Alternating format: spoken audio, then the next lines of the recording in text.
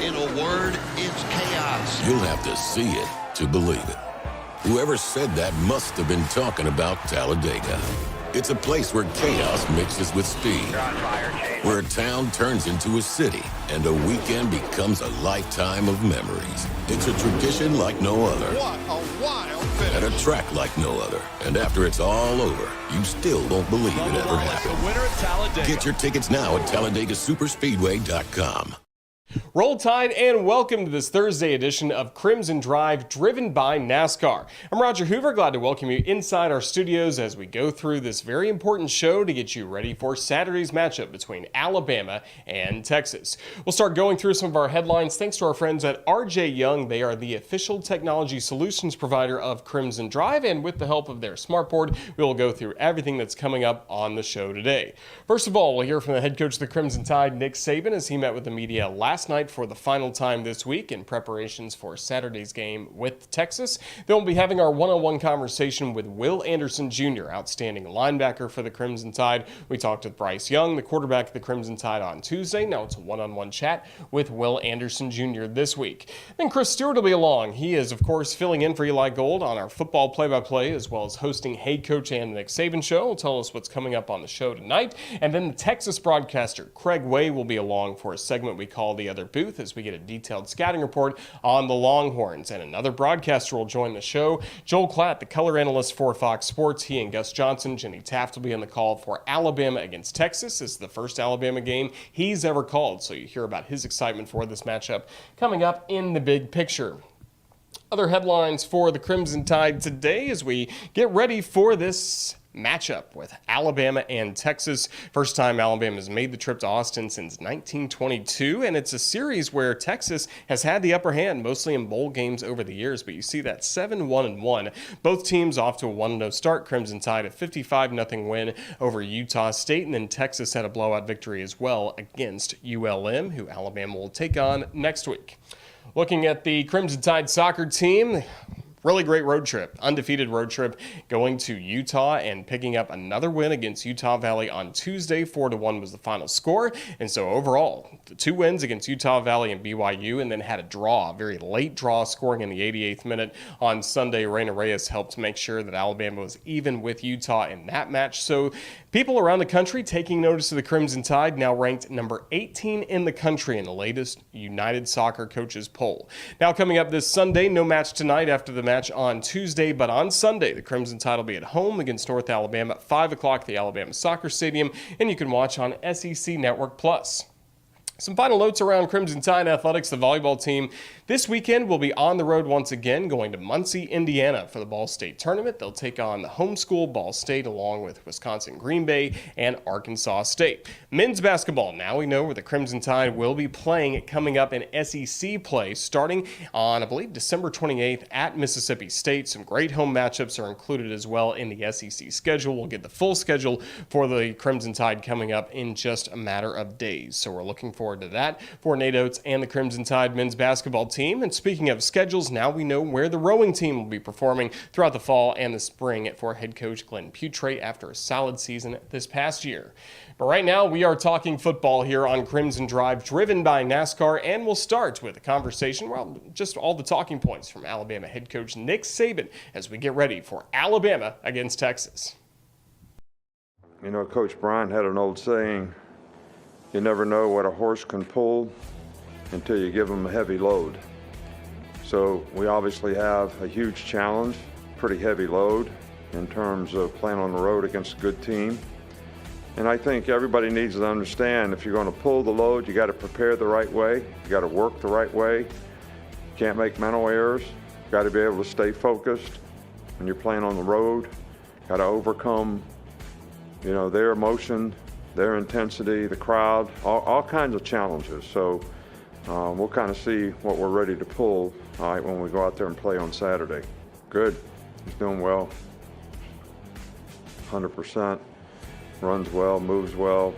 You know, practiced quite a bit last week, thought he needed another week of practice. So, you know, this will be his first game, so it'll be a little different for him than some of the other guys who got to play last week. But from a health standpoint, we think he's, you know, ready to go. I think everybody needs to focus on their improvement Each week there's new challenges, new things, new patterns, new things to match up. Who can do that the best? Who shows the most maturity? Who can stay focused? Who can play with the most consistency? So that's always the challenge at every position, and it's certainly the challenge for those guys at corner.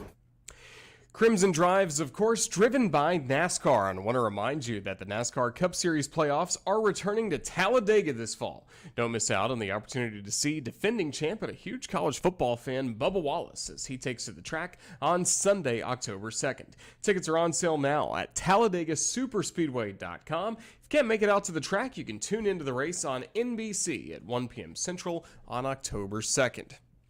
Well, we just heard from the head coach of the Crimson Tide, Nick Saban. Now let's talk to one of the captains for this Alabama football team this season, Will Anderson Jr. We had a great chance to catch up with him last week ahead of Alabama and Utah State. Now we chat this week, getting ready for Alabama against Texas.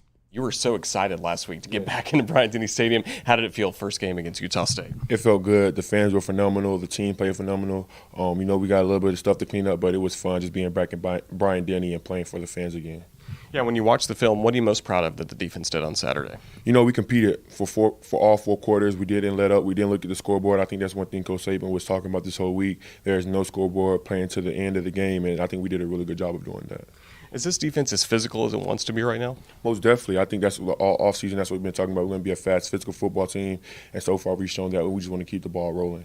Now you're getting ready to go to Texas for this matchup with the Longhorns. When you've seen their offense on film, what stands out to you? They have a really good offensive line. They have a phenomenal running back. He's really good. He can run inside, outside, very versatile. So they have a really good team, and we're excited to play them.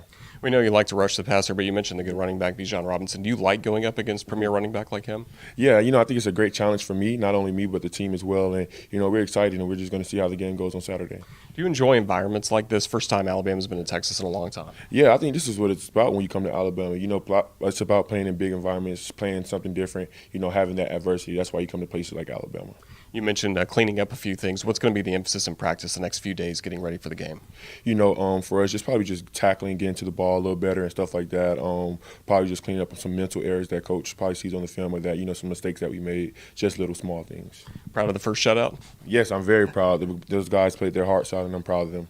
Well, Will Anderson Jr., thank you for joining us. Best of luck against Texas. Roll Tide. Thank you, and Roll Tide. You'll have to see it to believe it. Whoever said that must have been talking about Talladega. It's a place where chaos mixes with speed, where a town turns into a city, and a weekend becomes a lifetime of memories. Get your tickets now at TalladagaSuperspeedway.com.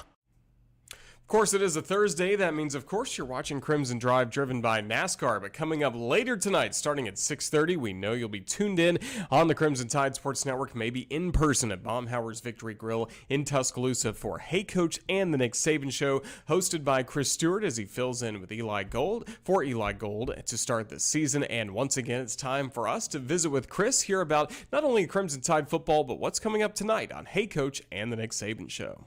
Chris, Roll Tide. It's time for week 2. It's time for Alabama and Texas. How's it going? I'm doing really good. I appreciate you having me on again. Well, we're really excited for the trip to Austin coming up. But before that, we want to get your impressions on Alabama's first game of the year, a 55-0 win over Utah State. What did you enjoy most about Saturday? The fact that the outcome was not in question after the first quarter, in my mind. I thought the way that Alabama came out, took care of business, and I say in the first quarter, but really at halftime, you knew that the Tide had that one put away. But beyond that, the efficiency in being able to score on what was it, the first 7 drives of the game, a field goal, bookending, 5 touchdowns that were scored on consecutive drives to start the second half with the touchdown drive as well, and to get a chance to see the frontline guys and then put them in bubble wrap and put them on the sidelines until we get to Texas. That was awfully important as well. Well, of course, fans enjoyed listening to you call the game on Saturday, and the first touchdown of the year, you passed from Bryce Young to Jermaine Burton. You said, "This, we miss you, Eli. Touchdown, Alabama." What can you tell us about, because no one else on the crew knew you would have a tip of the cap to Eli in that first touchdown call. Is that something you'd been thinking about? It popped into my head a couple of days before, because I got hit with a question about, what's first call going to be? Is it going to be touchdown Alabama? And the reality is it's a touchdown and Alabama scored it. I'm not that clever. There's not a whole lot I can go with beyond that, and I'm not trying to reinvent the wheel. You've worked with me long enough. One of the most frightening things is when I open my mouth, I hear it for the first time like you do on most things. And somehow I've stayed employed for more than 30 years in doing this with that. But in all seriousness, it had popped into my head maybe to do that, and had not thought about it until we got on that drive and just inside the red zone. Thankfully, I thought about it again and was able to do it. I didn't want it to be something that was scripted. I wanted it to be somewhat spontaneous, but that was one that I thought if the opportunity lent itself to it, that would be a good moment, a good way to let him know. I'm glad everybody else enjoyed it. Most of all, I'm glad Eli heard it and understood that even in that moment, he was on our minds and we were all thinking of him at that time. Very well said. Just like in the touchdown call, as you got to call a lot of touchdowns in Alabama's 55-0 win over Utah State. But now that game in the rearview mirror, the 24-hour rule has come and gone. Now it's the Texas Longhorns. Just how excited are you for the trip to Austin and this matchup that we don't get to see too often right now? We will later on when they join the SEC, but it's Alabama against Texas. It is, and that is special. Historically, that's not been a great thing for the Tide until the most recent matchup. But much like the conversation used to be about Notre Dame's record against the Tide, I remind people that was prior to Nick Saban's arrival. Coach Saban's record against Notre Dame, as you recall, has been very good. His record against Texas is unblemished, and I have every reason to believe that that will stay the case. I think it's a very dangerous game because they are talented enough, they are good enough that if Alabama doesn't play its best, as was the case in College Station last year against Texas A&M, you can lose this ball game. But Alabama's best is better than Texas's best. And so if Alabama goes out and plays at their level, I think we'll all walk out of there very sweaty, but very happy when that game ends on Saturday afternoon. Well, coming up on Thursday night, we'll get head coach Nick Saban's thoughts on the matchup with Hey Coach and the Nick Saban Show from Baumhauer's Victory Grill. Just what can you tell us about what's on the show this week? Yeah, I'm looking forward. First of all, we're going to talk with a couple of members of West Hart's soccer team, now ranked 18th in the country, which is fantastic. They've had a great start to the season, or in the top 20 nationally. I know we take that for granted in a lot of sports, most notably football, but there are programs that have not had that same level of success, and women's soccer is one, but West Hart has really built a very good program during his time in Tuscaloosa and has them in the top 20 at the moment. So we look forward to visiting about that. Ryan Brown, a friend of ours, is going to be the media guest from the very popular podcast, The Next Round, with Jim Dunaway and Lance Taylor. So look forward to visiting with Ryan and having him as the media guest with Coach. And then, of course, we'll break down things from Baumhauer's Victory Grill with the man himself, and look forward to getting some interaction with the fans as well, previewing the Tide and the Longhorns. We look forward to it. Chris, thank you for joining us here on Crimson Drive, driven by NASCAR. And the next time I see you, will be bright and early at Austin at Darrell K. Royal Texas Memorial Stadium on Saturday for the Tide and the Longhorns. Can't wait. Roll Tide. The stars we will not see at night because of the timing, but we will be deep in the heart of Texas and look forward to it very much. And that's Chris Stewart, who again is filling in as the host of Hey Coach and the Nick Saban Show coming up tonight. Also calling the Alabama and Texas game coming up on Saturday as he fills in for our friend Eli Gold. And over the course of the rest of the show, you're going to be hearing from a lot of broadcasters calling this Alabama and Texas game. Next up here on Crimson Drive, driven by NASCAR, we're going to go down the hall to the other booth and say hello to the voice of the Texas Longhorns, Craig Way. He's been calling Texas football since 2001, and he joins us to give us a detailed scouting report on the Longhorns as we get ready for Alabama against Texas.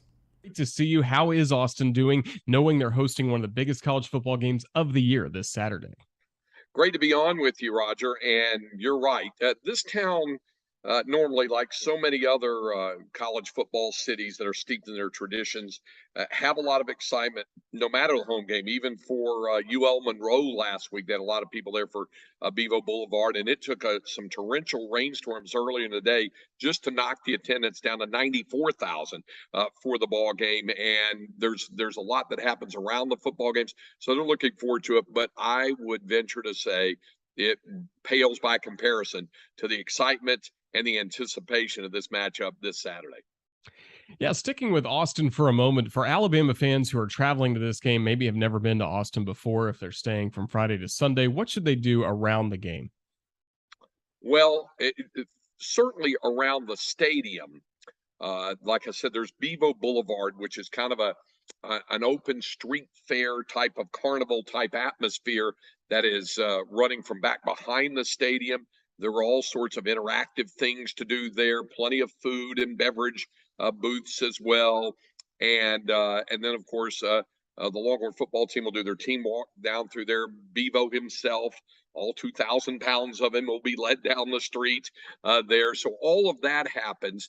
Then after the game, there's a concert around the corner up the hill at what's called LCL, Longhorn City Limits, where they bring in different bands, and Flo Rida will be the featured artist performing. So there's an awful lot around the stadium. Then, of course, Austin has some wonderful restaurants with Tex-Mex restaurants, some fantastic barbecue. So it's hard to go wrong also with the meal options that are available in Austin. Yeah, we certainly know we will be well fed coming up this weekend with Alabama taking on Texas in what's only week 2 of the season. Both Alabama and Texas had impressive wins in week 1. Just what did you see from the Longhorns against ULM? What impressed you the most about Saturday night?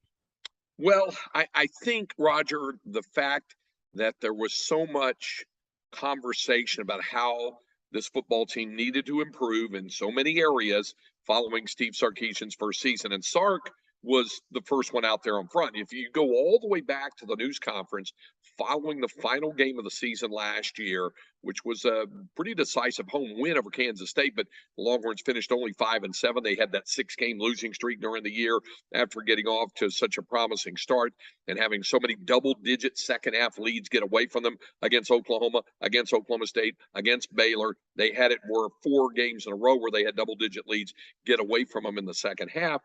And Sark said at that time, there will be somewhere between 30 and 35 new faces here next year. This roster will be completely made over. He wanted to get in recruits that he wanted to and also work through the portal, and then those who probably weren't going to be as committed to the process and the culture would go elsewhere. That's exactly what happened.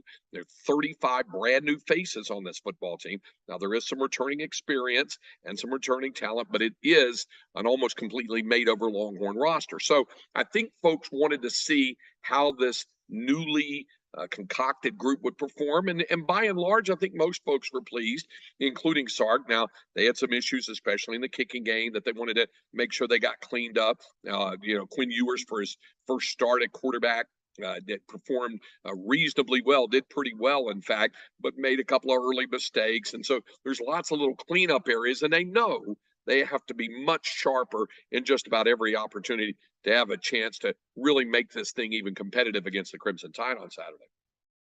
This is now year 2 of the Steve Sarkisian era of Texas football, and we hear all the time about coaches that come to Alabama, serve as assistants under Nick Saban, then go elsewhere. They model a lot after the Alabama model or the Nick Saban model, whatever you may have. Have you seen glimpses of that as Sarkisian has continued to mold this Texas program? In one area in specific, and Sark has talked about that at length when folks have asked him, and that's about the discipline and routine of the program in order to do the same things right time after time, down after down in practice, snap after snap, day after day. And he's been asked about it a lot. He's talked about it a lot. He said that one thing that Coach Saban, who, he has incredible respect and admiration for, he said one of the things I admire most about him is how he goes about his business and his routines every day and does not allow outside distractions and things like that to detract from what they need to do to prepare for a football game. And I think that's what he's striving to achieve with this football team. Roger, one of the things he said that he put on himself that said what spelled the doom during the six-game losing streak last year was, he said, I did not have a good enough handle on how emotionally fragile the football team was last year, coming off of the Tom Herman era. And I thought things would iron themselves out and player leadership would take care of a lot of it. And it didn't. And he said, and I put that on myself for not getting a good enough read on that. So one of the things that he has been striving to do is make sure he had a good enough read on this football team on a day-by-day basis. And that's something I think he's kind of modeled and patterned a little bit about how Coach Saban puts together and operates his program. Of course, not only Steve Sarkisian coming over a couple years ago from Alabama, some other assistant coaches, and we know some players as well. Keelan Robinson, along with the Jai Hall. We know Jaleel Billingsley is not available for this matchup, but what can you tell us about Hall and as well as Keelan Robinson, how they fit in this football team? I don't know about a Jai because there was not necessarily a disciplinary issue, but it was an issue that took him away from the team for a while. He is eligible, and the issue would be how much practice time he would have missed. But the coaches love him and think that he'll get there. So there were some things they worked through with that. Obviously, Billingsley is serving the 6-game suspension for things the NCAA has said that he did while he was still in Tuscaloosa. So he is not available. Keelan Robinson has become a very crucial utility man for this football team. And this really started last season. Not only does he serve as a quality backup to Bijan Robinson, who, of course, is an outstanding running back for Texas, but he's been a great utility guy for the Longhorns and scored their first touchdown on a block punt last week. Keelan is a guy that comes off the edge on special teams, makes plays. He is that old proverbial Swiss Army knife. They can use him out of the backfield, screen to him, let him run, and you'll see him out there on special teams. So he does have and has had a meaningful impact on this team. We know Bijan Robinson is one of the best running backs in college football, but in order for him to be effective, the offensive line has got to give him a chance to get downhill. What have you made of Texas's offensive line so far? What we understand is a very young group. Probably, I'd say easily the biggest question mark going into 2022, Roger. And then on top of that, losing Junior Angilau was one of their senior leaders early in the fall camp workouts, as well as the outstanding transfer receiver, Isaiah Nayor, who came in from Wyoming. Losing those two guys certainly hurt Texas in its camp development. But I think the loss of Angilau really hurt even more. And so they've had to accelerate their development. They started 2 true freshman on the offensive line last week, and I think they'll start him again this week. Kelvin Banks, the left tackle, a 5-star recruit, was something else, and he performed well. Hobbled off the field for a couple of plays, came back in. He performed well. Cole Hudson will be at right guard, and he's another guy who showed some things. Now, they'll have rotation, obviously. Hayden Connor at the left guard is only a sophomore. The center is a sophomore, Jake Majors, but he got a lot of snaps last year, and he's kind of the anchor of the group. And Christian Jones is a senior and really the longest in the tooth of any of the healthy and effective offensive linemen, and he's at right tackle. But by and large, this is a very young group that still is kind of going through the old on-the-job training. So you can't get a more supreme test than what they'll get come Saturday against Alabama. And then how about defensively for the Longhorns? Who are some standouts our fans need to know about and keep an eye on? Well, I would say probably the most visible name that everybody has heard and seen is DeMarvion Overshown, linebacker, and he was all conference a year ago, and he's a senior and has performed very well. And he will rotate both at strong side linebacker and at the weak side linebacker with a transfer portal linebacker in Diamante Tucker Dorsey, who came in from James Madison. But I would tell you that how the defensive line performs against the tight offensive front is going to be really, really crucial. Barron Sorrell is a young sophomore, a defensive end from New Orleans, had 6 tackles, a sack and a half, and 2 tackles behind the line of scrimmage a week ago. He would be big. Ovia Gofu, who had transferred in from Notre Dame going into last year as a returning guy. And then they've got 2 really big dudes in the middle. Keandre Coburn, who's all of 345 pounds. They call him Snacks. And the other big interior defensive lineman is Devondre Sweat.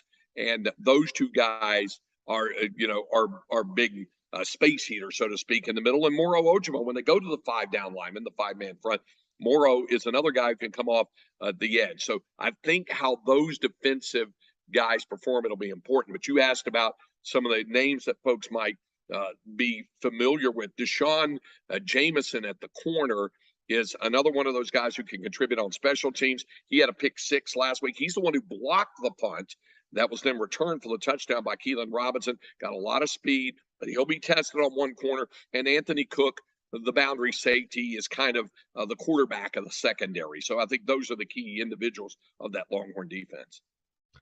I asked you about the mood in Austin as you get ready for this week, Alabama against Texas, but this is also a glimpse into the future of what we will see when the Longhorns do join the SEC. Just what's the fan excitement level for joining the Southeastern Conference in the future?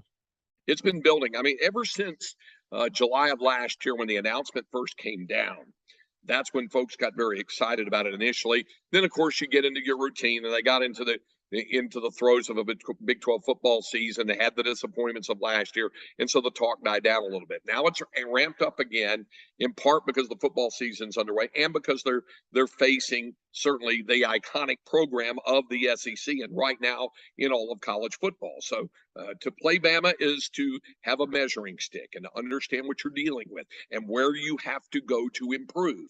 And I think Longhorn fans are realistic enough to understand that win or lose, the odds are going to be stacked against them. They understand that, I think. They certainly hope that this team can make a big statement on Saturday and be in this ball game in the fourth quarter and make it a fourth quarter game, and then you see what happens. But they are excited about the future of what could happen in the SEC in all sports. Roger, football obviously is the flagship, but men's basketball, baseball, women's basketball, softball, they have athletic programs at the University of Texas that can compete in the SEC right now at the highest level. They won the Learfield Directors Cup for being the top athletic program in performance last year. But as Sark pointed out, they did it without football because football went 5-7, and that's the one that wants to bring up its end of the deal to factor in. Everything else, I think, is good to go and ready for the SEC. They're just trying to get football there now. Well, we'll look forward to Saturday in Austin. The Crimson Tide and the Texas Longhorns meeting for the first time since the national championship game and the first time for Alabama in Austin since 1922. We're fired up for this matchup. Craig Way, we know you guys are as well down in Texas. Just thank you for joining us here on the Crimson Tide Sports Network. Can't wait to see you on Saturday. Thank you. Roger, thanks. Look forward to seeing you here in Austin. Travel safe, and we'll have a good time. Really fun conversation with Craig Way, the voice of the Texas Longhorns. And now we will continue our tour of Darrell K. Royal Texas Memorial Stadium's broadcast level. We've talked to Chris Stewart. We've talked to Craig Way. How about the booth in the center? That's the national television booth. And this week it is Fox on the call as Gus Johnson will have the play-by-play. Working on the sidelines will be Jenny Taft. And then the color analyst for Fox is former Colorado quarterback Joel Klatt. We had a fun conversation with him yesterday talking about this Alabama football team and just how excited he is to see the Crimson Tide against the Longhorns on Saturday. Joel, it's great to have you on the show today. And first of all, how excited are you to call an Alabama game? Not too often the Crimson Tide are showed on Fox. This is my first Bama game. I'm to say I'm excited is an understatement. Cannot wait to call a Tide game. The fan base and I have had, I guess, an interesting relationship over the years. But it's something that, listen, Alabama is the class of college football, and it is the standard of college football. And I can't wait to be around the program for a week. And listen, hopefully someday in the future, we'll have the opportunity to do playoff games, in particular in the expanded playoff, and I'll get to do it more, but I'm certainly relishing the opportunity to do this Bama game this week. Well, you mentioned the Crimson Tide, the standard of college football, preseason number 1, and then we get to week 1, a 55-0 win for Alabama against Utah State. Did much surprise you from last Saturday in Tuscaloosa, or did that go about as you expected? Yeah, I mean, that was about what I expected. I really only have like one question mark in my head about this Bama team, and that would just be the wide receiver core. I think it's the most unproven entity of the team. I think that they'll be able to run the ball better than what they did a year ago, which in turn should help take some pressure off of Bryce. What ended up happening, I thought, late last year to Alabama is that once they lost those receivers, then all of a sudden the coverage got tighter on the wide receiver core, and it made Bryce hold the football a little bit more. That's the reason you give up 7 sacks against Auburn, right? I mean, no other team was able to get after the quarterback. Why? Is it something special they did? No, he didn't have all of his weapons. That's when the wide receivers started to go down, and I think that hurt them, obviously. So this wide receiver core, I didn't get to see much against Utah State because it's Utah State. I'm going to be laser focused on the separation and the space that wide receiver core is able to give Bryce early in this game against Texas. That'll tell me everything I need to know about just how dynamic this offense can be. So I didn't learn a ton against Utah State. I know their defense is incredible. I think the best in college football. I think their quarterback's the best in college football. Will Anderson is the best player, non-quarterback in college football. Their offensive line, I think, is better and more diverse than what they were last year in terms of their run game schematics. And then we'll see about the receiver core. And then how about for Texas? They had a big win as well against ULM. Did you see much from the Longhorns that maybe you hadn't thought about going into their first matchup? No, not necessarily. I think for Texas, I personally think that all the pressure is on Texas. That's a minority opinion because everyone would think like, well, no, like Alabama is the one with everything at stake. Not necessarily. And let me explain that to you. Roger, Alabama puts more pressure on themselves than I think even the outside can through their standard, through this reckoning that is every day under Nick Saban. And for them, Saturday won't be much different than many Saturdays before, or even some Tuesdays and Wednesdays in practice, because of the competition level of their roster, the standard that their head coach sets, and the standard with which the program has played over the last 12, 13 years.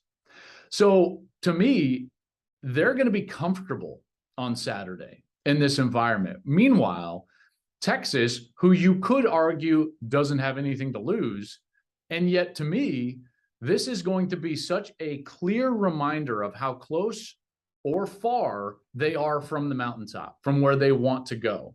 And to me, that's a lot of pressure. I know that they've got a lot of young players. Quinn Ewers, kind of the leader of that pack, as their quarterback. They've got a lot of young offensive linemen.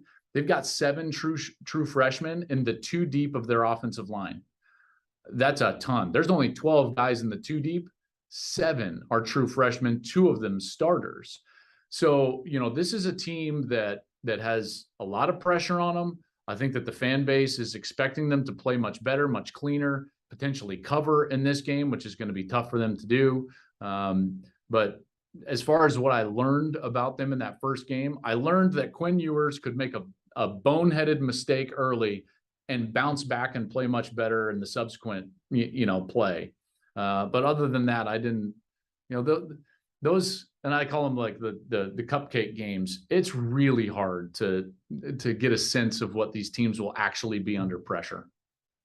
Is there a Texas player or a position group that matches up best with Alabama going into this game? Well, yes, the player. So I think the best running back in college football is Bijan Robinson. He's dynamic. He's very versatile, Roger. So it's not just what he does running the ball, which will, by the way, be difficult against that front 7. It's what he does catching it. And then his ability to be a dynamic runner with the ball in his hands in space. He's a phenomenal player. So it's not even that his matchup specifically with Bama, as much as it is his talent is just very clear. That's about the only spot, though, that Texas, you would say like, hey, they've got a matchup, if you will, or a player that they like, because everywhere else, Bama has the depth, the talent, and the physicality that you would say is superior.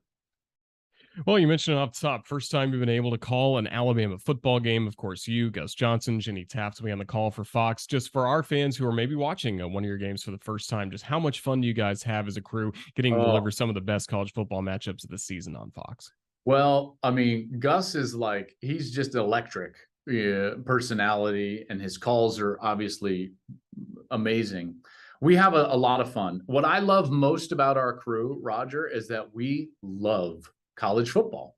And so when we get together, it's all we talk about.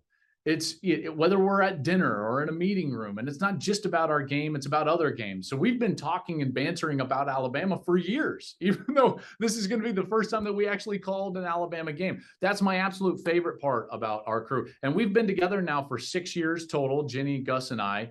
This is Gus and I's 8th year together. And in every one of those 8 years, we've had the same producer and same director.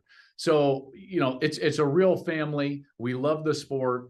And we understand that there's pressure on us as well. The stage is big enough where you, the fans, deserve a great broadcast, clean broadcast, knowledgeable from my standpoint, excitement from Gus, information from Ginny. All of those things are what we're looking forward to bring on Saturday. We're looking forward to it. Alabama against Texas on Fox. Joel will be on the call, of course, with Gus Johnson and Jenny Tapp. Joel, just thank you so much for joining us here on the Crimson Tide Sports Network. All the best to you on Saturday and throughout the rest of the season. Thank you. I appreciate it, Roger. Yeah, good speaking with you, and have fun this weekend. Big thanks to Joel Klatt for joining us again. He will have the call on Fox along with Gus Johnson and Jenny Taft for Alabama against Texas, as we visited with basically every major outlet that's covering this game coming up on Saturday between the Crimson Tide and the Texas Longhorns. It's Thursday. It is time to take a look at our Wickles Weekend Update, and that's brought to you by our friends at Wickles Pickles. Wickedly delicious. You can find out more at wickles.com. Let's take a look at what's coming up here on the network. Well, even later tonight, we will be busy with Hey Coach and the Nick Saban Show from Baumhower's Victory Grill in Tuscaloosa. Starting at 6:30 p.m., Coach Saban will join Chris Stewart and Ryan Brown from the next round at the restaurant around 7 o'clock. So we look forward to having that for you, of course, across the radio network and streaming live here on our Facebook page. We will have tomorrow, this week, on the Crimson Tide Sports Network podcast, featuring some clips from all the conversations and shows that we've had this week, getting you ready for Alabama against Texas. So make sure you download that podcast, a great primer for each and every Alabama football game. Saturday morning, as Chris Stewart said on the radio when we were signing off on Saturday, it is Breakfast with Bevo. It's Alabama against Texas, starting at 8 in the morning on the radio. We'll have our Facebook Live booth cam as well, presented by Royal Furniture, coming up all throughout that ball game. So we look forward to Alabama against Texas on Saturday, and then on Sunday, we will talk about it. We'll have the Nick Saban television show that'll be filmed live from Austin with Chris Stewart and Coach Saban. We'll also have another edition of Tide TV this week, taking a look at all Crimson Tide sports. And then Monday, Corey Reamer and I will rewind this ball game with Crimson Tide Rewind, 6 p.m. from Baumhower's Victory Grill in Vestavia Hills. So again, a very busy time. Make sure you follow all of our social media accounts to keep up with everything here on the network. Crimson Drive is driven by NASCAR, and the NASCAR Cup Series playoffs are almost here. You can experience unforgettable racing as the NASCAR Cup Series playoff race returns to Talladega Superspeedway on October 2nd. Lock in your tickets today at TalladegaSuperspeedway.com. It's going to wrap up this very busy Thursday edition of Crimson Drive, driven by NASCAR, and we've really enjoyed having you along with us. As we knew all summer long, we've been talking about this game, Alabama against Texas. Now it's finally here. It's time to get to Austin for this pivotal Week 2 matchup. Thanks to the guests that we had on the show today, starting with Will Anderson Jr., along with Chris Stewart, Craig Way of the Texas Longhorns, and Joel Klatt of Fox Sports. Thanks to our producer, Ethan Carabin, putting this show together, and thanks to all of you for watching this edition of Crimson Drive, driven by NASCAR. For everybody with the Crimson Tide Sports Network, this is Roger Hoover saying thank you for watching. Now let's get to Texas and play the Longhorns, everyone. Roll Tide.